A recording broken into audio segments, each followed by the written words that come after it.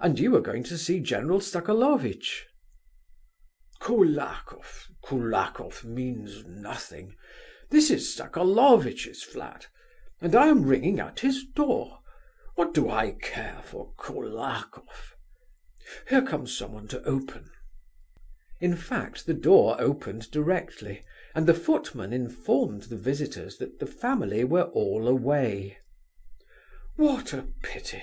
What a pity! It's just my luck," repeated Ardalion Alexandrovitch over and over again, in regretful tones.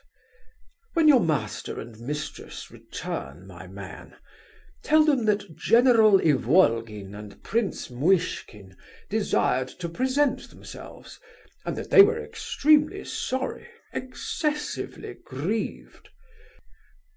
Just then another person belonging to the household was seen at the back of the hall. It was a woman of some 40 years, dressed in sombre colours, probably a housekeeper or a governess. Hearing the names, she came forward with a look of suspicion on her face. "Marie Alexandrovna is not at home," said she, staring hard at the general. "She has gone to her mother's, with Alexandra Mikhailovna." "Alexandra Mikhailovna out too? How disappointing! Would you believe it, I am always so unfortunate. May I most respectfully ask you to present my compliments to Alexandra Mikhailovna, and remind her, tell her that, with my whole heart, I wish for her what she wished for herself on Thursday evening, while she was listening to Chopin's ballade. She will remember. I wish it with all sincerity. General Ivolgin and Prince Muishkin." The woman's face changed. She lost her suspicious expression. "I will not fail to deliver your message," she replied, and bowed them out. As they went downstairs, the general regretted repeatedly that he had failed to introduce the prince to his friends. "You know, I am a bit of a poet," said he. "Have you noticed it? The poetic soul, you know."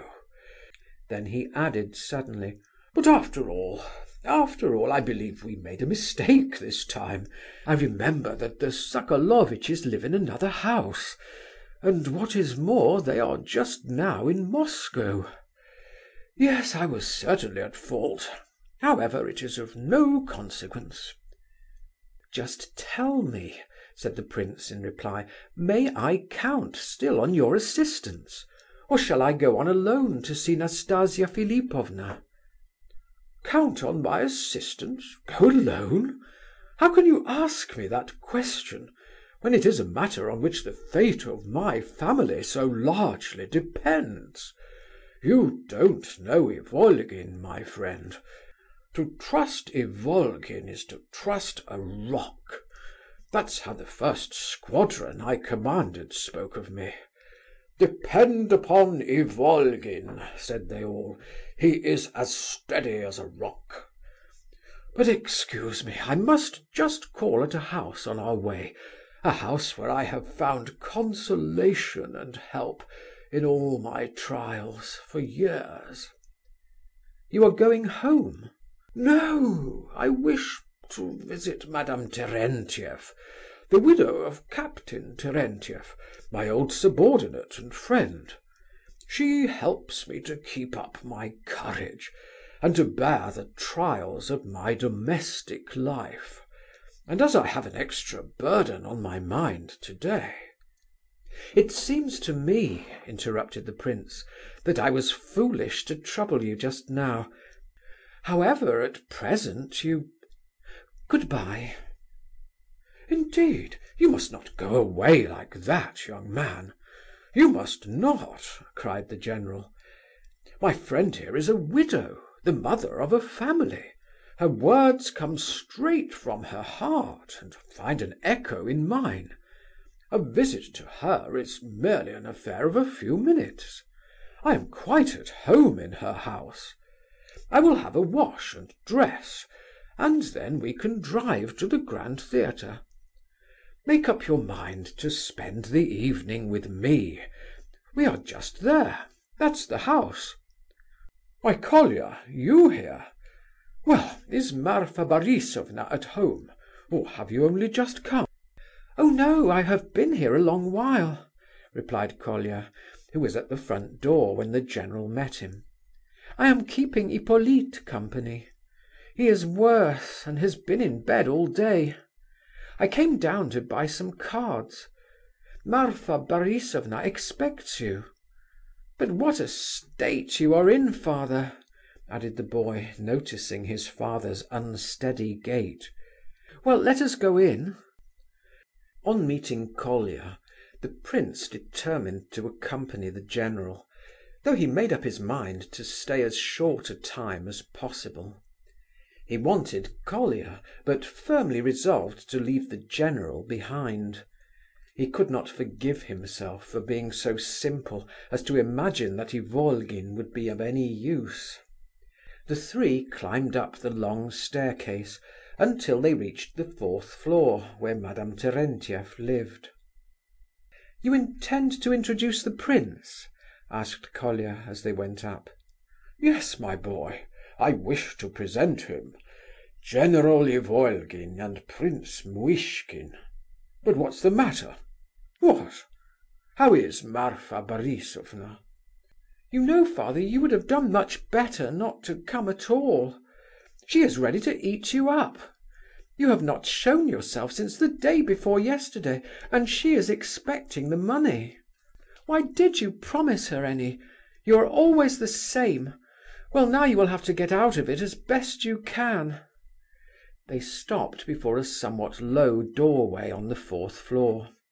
Ardalion Alexandrovitch, evidently much out of countenance, pushed Muishkin in front. "I will wait here," he stammered. "I should like to surprise her." Colia entered first, and as the door stood open, the mistress of the house peeped out. The surprise of the general's imagination fell very flat, for she at once began to address him in terms of reproach. Marfa Borisovna was about 40 years of age. She wore a dressing jacket, her feet were in slippers, her face painted, and her hair was in dozens of small plaits. No sooner did she catch sight of Ardalion Alexandrovitch than she screamed. "There he is, that wicked, mean wretch! I knew it was he. My heart misgave me." The old man tried to put a good face on the affair.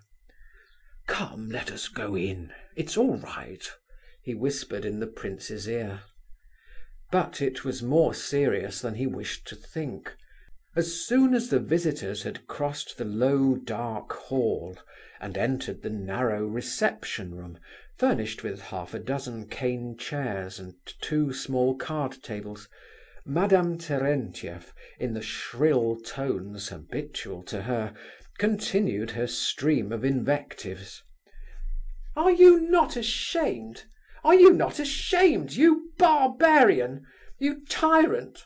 You have robbed me of all I possessed. You have sucked my bones to the marrow. How long shall I be your victim? Shameless, dishonourable man!"